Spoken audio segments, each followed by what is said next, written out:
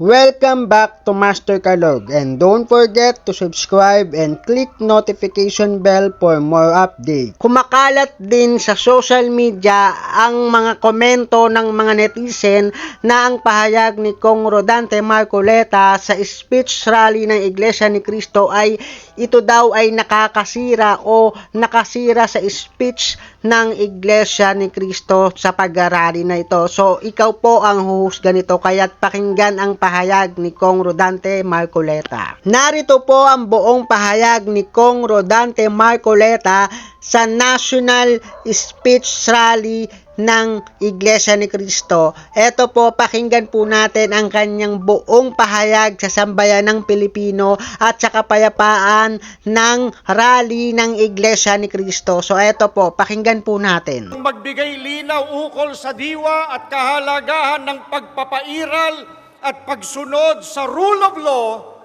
na siya pong sandigan ng kapayapaan tungo sa ikalulutas ng maraming problemang kinakaharap ng ating bansa. Atin pong pakinggan ang isa po nating kapatid na abogado. Narito po si kapatid na Rodante Marcoleta.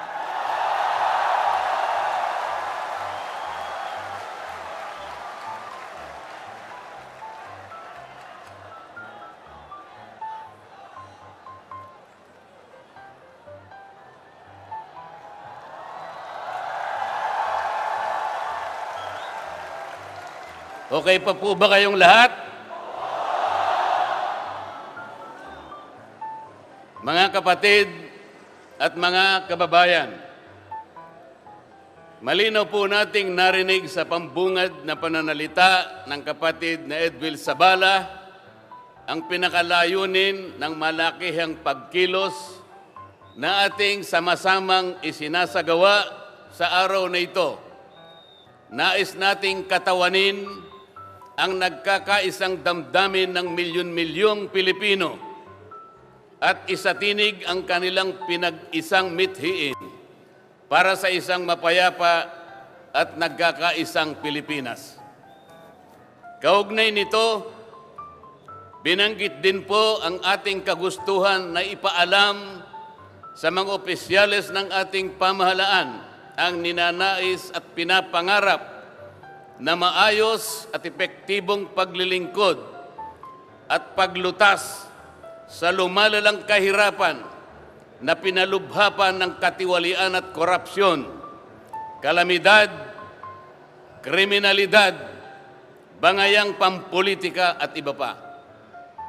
Kinikilala po nating lahat na nagkakatipon ngayon na sa pagkakaisa, kapayapaan at pagkakasundo lamang natin makakamit ang hinahangad na pagunlad at pagsulong ng ating bansa.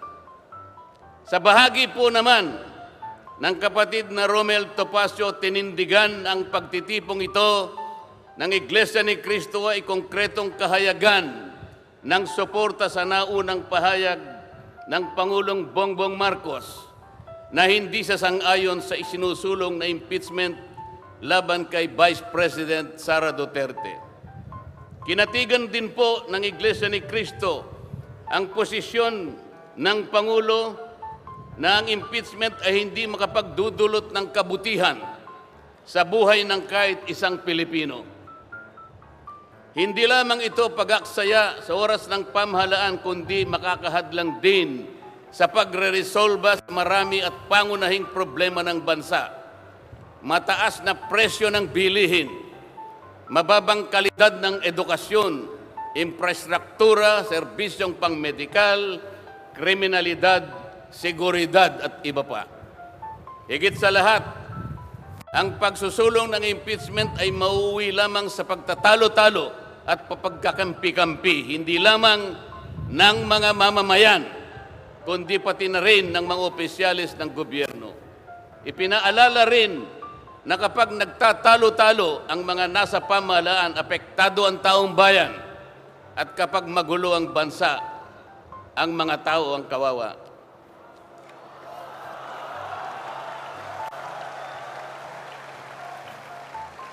Lagyan po natin ng konteksto ang dalawang pagpapahayag na nauna upang lalong mabigyan ng diin ang kahalagahan ng pagkakaisa, pagkakasundo at kapayapaan sa ikalulutas ng panganib na dulot ng kahirapan dahil sa lumulubhang katiwalian, korupsyon, kalamidad at lalo lamang napabibigat ang buhay at pamumuhay ng ating mamamayan. Sa isang ulat balita ng periodikong Philippine Star, 4 na araw nang nakararaan ay ganito ang sinasabi. Based on a recent SWS survey, an estimated 17.4 million Filipino families considered themselves poor in the last quarter of 2024. This number represents 63% of the surveyed respondents, the highest self-rated poverty in 21 years. Across the country, Mindanao had the highest self-rated poverty at 76%, followed by Visayas at 74% and Luzon at 55%. Mga kababayan, sa tayang 5 ang miyembro ng bawat pamilyang Pilipino, nangangahulugan na aabot sa 87 milyong Pilipino sa ngayon ang nagsasabing sila ay mahirap. Katumbas ito ng 75% ng ating populasyon ngayon na tinatayang 116 million o mahigit pa. Gusto ko pong banggitin sa inyo at kailangang malaman ninyo na sa taong ito ang ating national budget ay nagkakahalaga ng 6.3 trillion pesos. Ito po ang ating national spending. Ang ibig sabihin, ito pong halagang ito ang gagamitin dapat ng pamahalaan upang tugunin ang lahat ng pangangailangan, pangkabuhayan, panglipunan, pangkalusugan, pangedukasyon, pangseguridad, lahat ng kakailanganin alang-alang sa kapakanan ng bawat isang Pilipino. 6.3 trillion pesos. Ngunit, ang tinatayang magiging income lang ng ating bansa ay kulang pa sa 5 trilyong piso. Ang ibig pong sabihin, meron tayong deficit. Meron tayong kakulangan na 1.5 trillion pesos. Ito po ang ating ipangungutang sa taong ito. 1.5 trillion pesos. Ibig sabihin po, bawat araw tayo'y gagasta ng 17.6 billion pesos. Yun po yung ating gasta. Araw-araw. Ngunit ang ating kinikita ng bansa ay 13.4 billion pesos lamang. Sa makatwid, ang uutangin natin araw-araw ay 4.2 billion pesos. Katumbas ng 175 million pesos bawat oras. Napakabigat po na hinaharap na hamon at problema ng ating bansa. Hindi po biro-biro ito. Ito po ay pananagutan po ng ating mga opisyalis. Hindi po pwedeng talikuran ito. Ganito na po kalala ang problemang pang-ekonomiya ng ating bansa. Ngunit, hindi po yata ganito ang naging direksyon, sapagkat sa halip na po unahin ang mga binanggit nating malalaking problema na kinakaharap ng ating bansa, ang inuna po ay mga bagay na mauuwi lamang sa pagkakampi-kampi at pagkakabahagi ng ating bansa. Bakit po? Nagtatag po ng Quadcom. Ang buong akala ko po, sa pagtatatag ng Quadcom, ito po ay 4 na komite sa House of Representatives. Kinonsolidate, ginawang isang makapangyarihang komite na ang buong akala ko Ito ang gagamitin para tutukan ang namumuong problemang lumulubha pa na hinaharap ng ating bansa. Napakataas po ng bilihin, lalo na po yung pagkain ngayon. Nagtanong-tanong po ako, ang isang pirasong kamatis last week is 20 pesos. Tama po ba yun? Ngayon po, may nagsabi sa akin 30 pesos isang kamatis. Ang isang kilong kamatis, 400 pesos. Tama po ba yun? Ang isang piraso ng siling pangsigang ay 10 piso. Yun po yung sinabi sa akin. Tama po yun? 600 pesos per kilo. Yun pong bell pepper. Dalawang kulay po yata yung bell pepper. Isang berde, isang pula. 45 pesos ang isang piraso.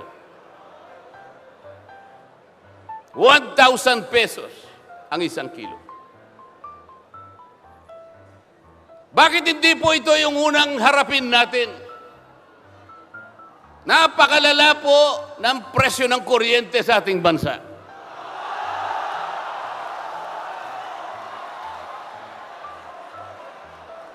Meron po akong isinulong na 10 panukalang batas na ang tanging layunin ay ibaba ang kuryente sa bansang ito. Ikinalulungkot ko pong ibahagi sa inyo na kahit isa'y wala man lamang pong nadinig.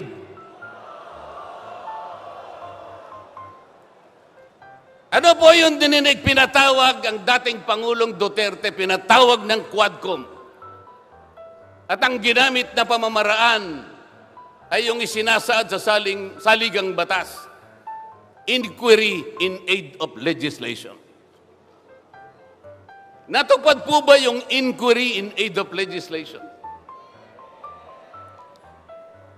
Paano po in aid of legislation kung ang tatawagan nilang resource persons para humarap sa paglilitis na yon ay puro kalaban ng dating Pangulo? Alam po ninyo lahat yon. Pinagtatanong nila yung Pangulo base doon sa mga sinumpaang salaysay at affidavit nung kanyang mga inusig nung kanyang panahon sa war on drugs. Hindi naman ipinatawag ang mga taong maaring makapagbigay sa kanya ng tulong upang ipaliwanag ang war on drugs. Hindi ipinatawag ang mga Solicitor General sa kanyang panahon. Hindi ipinatawag ang mga Chief PNP upang magpaliwanag kung ano ang war on drugs. Puro kalaban ng dating Pangulo. Yung mga abogadong kasama niya para magtanggol sa kanya, hindi pwedeng magsalita. Sapagkat ang tuntunin sa mga komite, ikaw ay papayagan lamang para payuhan mo ang kliyente mo sa kanyang karapatan. Ngunit paano mangyayari na ang kliyente nila ay papayuhan sa kanyang karapatan kung bubulungan lang siya, ay makikita siya ng isang chairman doon. Attorney, huwag mong bubulungan yan. Iko-contempt kita.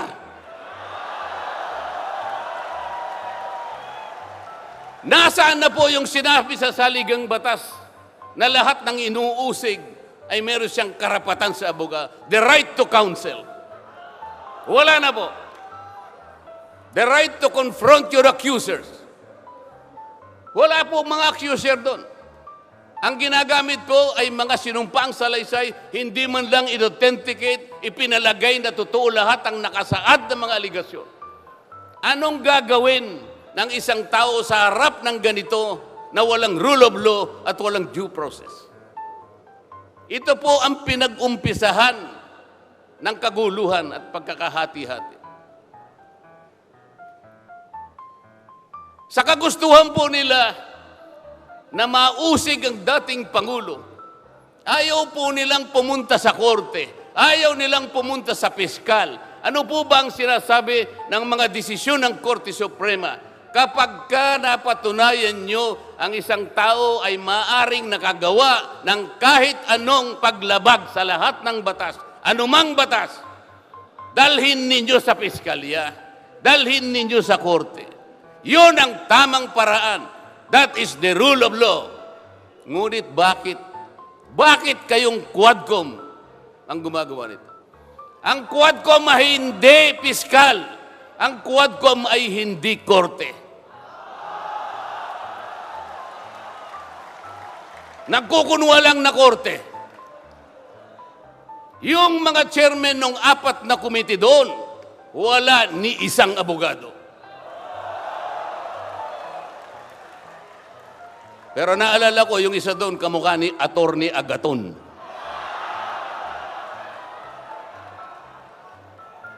So sa halip na ang unahin ay yung kapakanan ng mamamayan, sa harap at liwanag ng napakaraming nakabantang panganib sa atin, sa ekonomiya, panglipunan, pangsiguridad, korupsyon, katiwalian. Bakit ang inuuna ay usigin ng isang tao na hindi naman ipadadaan sa tamang proseso ng batas? Pangalawa, tinawag po nila ang pangalawang Pangulo sa 2 pagkakataon. Una po, nung magpipresent siya ng budget. Ang pinipresent po niyang budget ay budget for 2025. Akalain po ninyong ang gusto nilang tanungin ay yung pagkakagasta ng kanyang budget noong 2022 and 2023. Saan ka naman nakakita ng ganong klaseng direksyon? 2025 ang dapat pag-usapan, ang kanilang pilit na itinatanong ay paggamit o paggasta niya noong 2022 at 2023. Ang sabi po ng Vice President, siguro nainis na rin, I forgo my opportunity to defend this 2025 budget and I leave it to the discretion of the House of Representatives as presented. Ayaw pa nilang tanggapin. Nang ibig sabihin, ayaw ko nang idepensa sa inyo. Bahala na kayo. Kung anong gusto nyong ibigay sa akin, bahala na kayo. Ano pong ginawa nila? Hindi. Kinakailangang masagutin mo lahat ito. Walang exempted dito. Kahit ano nga yun siya, kailangan namin tama po yung lahat po ng paggasta ng pera ng bayan ay kailangan pong suriin. Totoo po yun. Ngunit meron pong pagkakataon at panahon sa paggawa nito. Hindi po sa panahon ng pipresenta ng budget. So ang ginawa po nila, tinawag uli ang pangalawang Pangulo sa isang pagdinig sa isang komite na kung tawagin ay Committee on Good Government. Alam po ninyo yung pagsisimula nila para magkaroon ng katwiran na masabi na ang Vice President? Kinasangkapan nila yung isa sa amin, isang representative sa Maynila, tumindig at nag-privilege speech.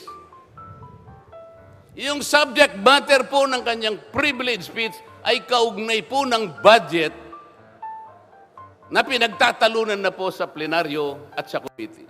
Sa tuntunin po ng House of Representatives, no one should avail of the privilege hour if the subject matter is related to a pending bill. Nandun na po yung bill sa baba. Pinagsalita pa po yung isa. Nung banggitin ko po ito, nire-raise ko po, sabi ko, wala pong katwiran ito. Kailangan po tindigan ninyo, sundin ninyo ang ating tuntunin.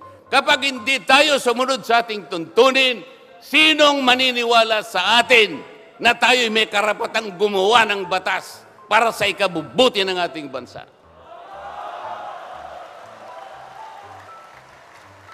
Ang sabi po ng chairman, noted. Saan ka naman nakakita ng ganun? Ang House of Representatives ay lugar ng pagdidebate. Doon masusuri kung sino ang may katwiran. kung hindi magsasalita ang chairman. At pagkatapos po, sinabi ko pa, bakit baka ako,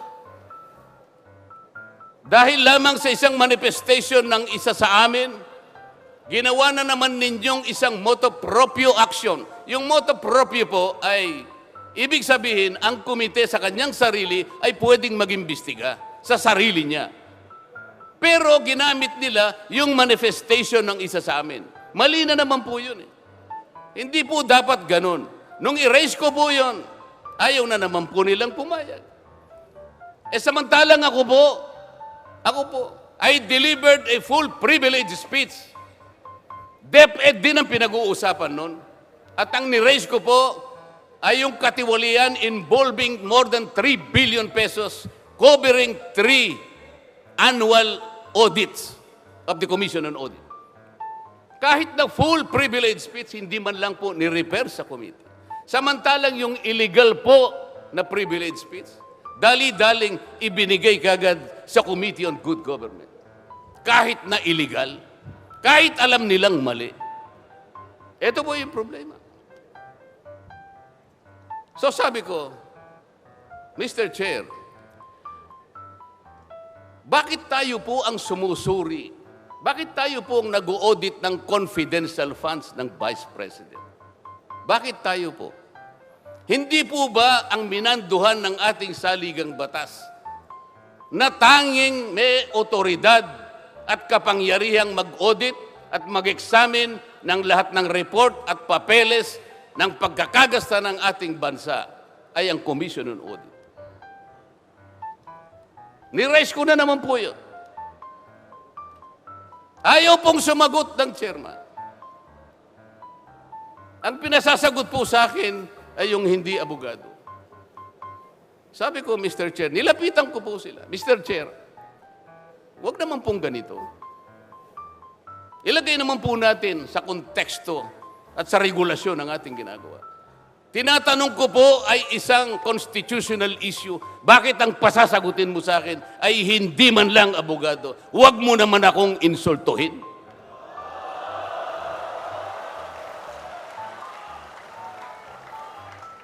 Doon sa puntong yun, alam po ninyo, pati yung kinakain kong hopya, pinagtripan nila.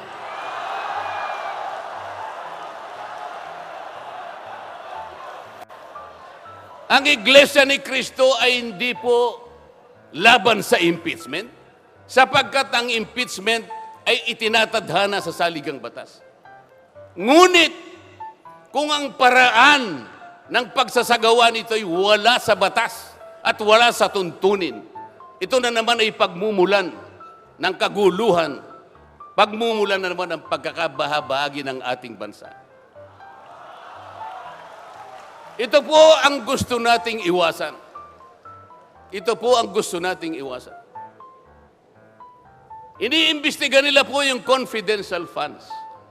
Ang tanong ko po, Mr. Chairman, mahigit pong 400 opisina at ahensya ng ating pamahalaan ang tumatanggap ng confidential funds. At sila din ay natatawagan ng pansin ng Commission on Audit. Bakit naman isang opisina lang ang pinipilit niyong usisain? Hindi ba masyadong halata namang pamumuliti ka yan? Ito po yung gusto nating liwanagin. Hindi po tayo laban sa pag-iimbestiga ng katiwalian. Ilagay po natin sa ayos. Sana man lang, kumuha sila ng ilang pang mga bahagi ng opisina na kagaya din ng paggagamit ng confidential funds, sapagkat ang layunin po raw ay makagawa ng batas. Kung talagang gusto ninyong gumawa ng batas, kasi po in aid of legislation, palagi po ito ang nagagamit, inquiry in aid of legislation. Nasa saligang batas po naman talaga ito. Kaya lang, meron pong limitasyon ang inquiry in aid of legislation. Ano po yung unang limitasyon?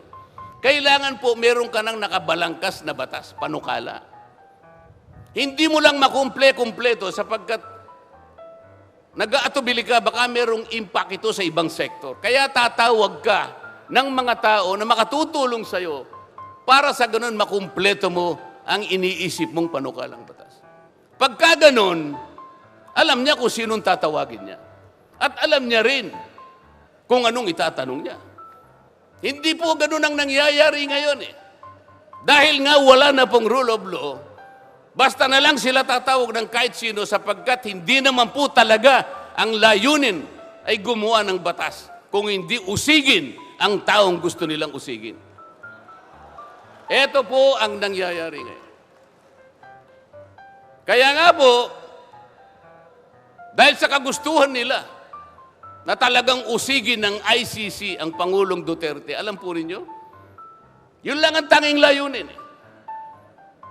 Sa 13 pagdinig ng Quadcom, 13, nakapaggawa lang sila ng isang batas na kahit siguro po high school graduate pagtatawanan niya yung kanilang panukalang batas. Bakit po?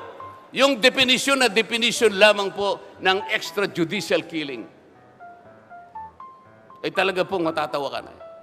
Ayaw ko na pong pahabain yun. Ibig sabihin, ang layunin talaga ay hindi in aid of legislation, kung hindi in aid of prosecution, in aid of persecution.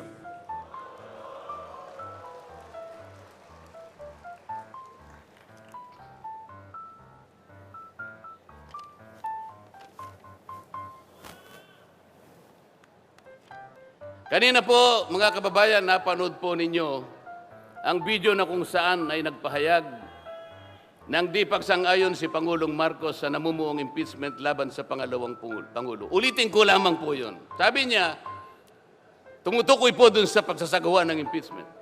This is not important. This does not make any difference to even one single Filipino life.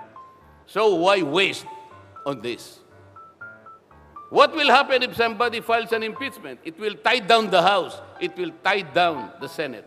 It will just take up all our time and for what? For nothing. For nothing. Sabi po niya ito, none of this will help improve a single Filipino life. As far as I am concerned, it is a storm in a teacup. It's a tempest in a teacup. Ang ibig sabihin, isang napakaliit na bagay na pinipilit ninyong palakihin. Napakalaki ng problema ng bansa ang inaharap natin. Ito ang ating atupagin. Ito yung gustong mangyari ng Pangulo ng Republika ng Pilipinas. Sumagot po ang liderato ng House of Representatives. At sa isang bahagi, ang sabi po niya, ito po, kinuha ko lang yung isang bahagi sa isang mahabang manifestong ginawa nila. Sabi po ng House of Representatives, bilang tugon doon sa sinabi ng ating Pangulo. Sabi po niya, together, let us rally behind our President to protect and preserve the gains of democracy as we build a stronger, more united, and more prosperous republic. Pero nasaan po kaya? Nandito po kaya lahat yung mga sumama sa manifestong ito na sumusuporta na mag-rally tayo sa likod ng Pangulo? Tayo'y magkaisa upang panindigan yung nauna niyang pahayag na ang gusto nating unahin na pagkaisahan ay yung pagtugon, pag-address sa mga problema ng bansa. Nasaan kaya sila? Nandun kaya sila sa likod ng Pangulo o tayo lang lahat? Sa makatuwid tayo pong lahat ngayon na sama-samang nagkakatipon ngayon na hindi ko mabilan kung ilang, baka meron 1 milyon po yata. Tayo pala ngayon ang nagkakatipon sa diwa ng tunay na kapayapaan at pagkakaisa na nagrarally ngayon. Sapagkat tayo lamang ang nasa likod ng Pangulo sa kagustuhan niya na harapin natin ang mga hamon at nagbabantang problema ng ating bansa. Sapagkat, sabi niya, totoo naman, ang impeachment ay hindi makapagbibigay kahit anong butil ng kabutihan sa buhay ng isang Pilipino. Bago po ako magtapos, ay nais ko pong sipiin dito ang butil ng kaalaman na inalaw sa isang 1957 Nobel na ang pamagat ay Atlas Shrugged ni Alice O'Connor, na kilala sa taguring Ayn Rand. Ang sabi po niya, sa English muna po, pasensya na po kayo. When you see that in order to produce, you need to obtain permission from men who produce nothing.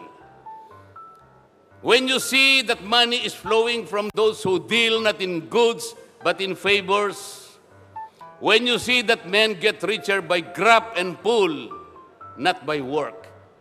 And your laws don't protect you against them, but protect them against you. When you see corruption being rewarded and honesty becoming a self-sacrifice, you may know that your society is doomed. Kapag nakikita po ninyo na para tayo ay mag-produce, ay hingi pa tayo ng permiso sa mga taong hindi naman nakakapag-produce, at nakikita po nyo na umaapaw ang pera sa pamagitan ng patagong transaction at hindi sa pamagitan ng mga merchandise na nakikita natin. At nakikita ninyo kanya na yung iba ay lalong nagiging mayaman sa pamagitan ng katiwalian at hindi sa pamagitan ng trabaho. At ang mga batas ninyo, sila pa ang pinoproteksyonan. At ang batas ninyo ay sila pa ang lumalaban sa inyo. At kapag ang corruption ay ito ang itinatadhana, ito ang binibigyan ng reward. At yung katapatan ay ito ay nagiging sakripisyong pang-personal. Alam na ninyo na ang inyong lipunan ay nasa kapahaman. Mabigat po ito. Mabigat po ito. Ito ang dapat harapin ngayon sa pamamagitan ng pagkakaisa, pagkakasundo at kapayapaan. Hindi po biro-birong problema ang inaharap ng ating bansa. At bago po ako tuluyang magtapos, payagan ninyo kung ulitin ang sentimiento ni Edmund Burke, isang English political philosopher, na sinabi niya, "The only thing necessary for evil to triumph is for good men to do nothing." Sa Tagalog po, ang tanging kailangan para magtagumpay ang kasamaan ay magsawalang kibo at walang gawin ang mabubuting tao. Maraming salamat po at magandang hapon po sa ating lahat. Ano ang magiging opinion mo kaugnay sa usaping ito at sa mga pahayag ni Kong Rodante Marcoleta? Don't forget to subscribe, like, and share. Thank you!